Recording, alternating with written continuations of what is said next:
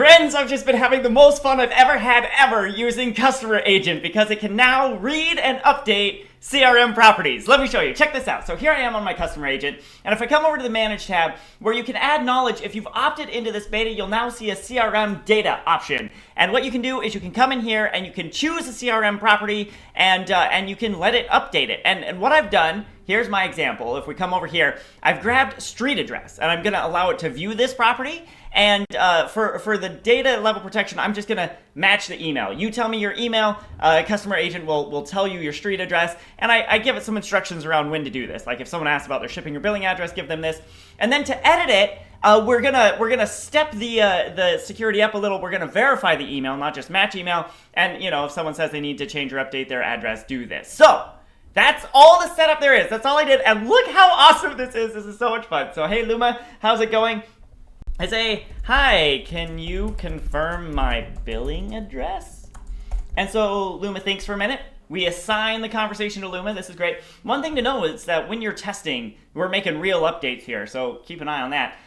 To confirm your billing address, I just need to know your email address, right? That's the match we set up. So I say, sure, it's this one. And so it looks that up. And now it's going to be able to connect this chat here to a particular contact because this contact exists.